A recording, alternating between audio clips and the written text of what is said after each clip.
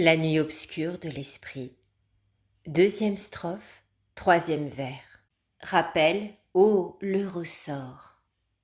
Il est bien clair que ce fut une heureuse fortune pour l'âme de réussir dans une telle entreprise.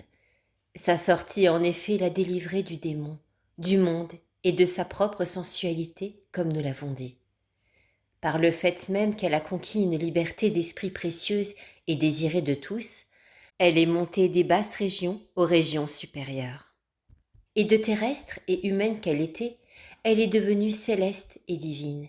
Elle en est arrivée à avoir sa conversation dans les cieux, comme il arrive à l'âme qui est dans cet état de perfection, ainsi que je dirais d'une façon cependant assez rapide, car ce qu'il y a de plus important a déjà été expliqué quelque peu, bien que ce ne soit pas autant qu'il le faudrait pour montrer quelle richesse l'âme acquiert dans cet état et quelle bonne fortune elle a eu d'y passer.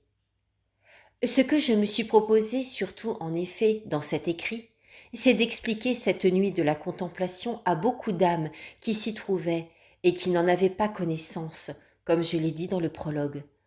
De la sorte, si elles éprouvent de l'épouvante en présence de si horribles travaux, elles seront encouragées par l'espérance certaine de biens innombrables et si précieux que Dieu leur fera la grâce d'obtenir.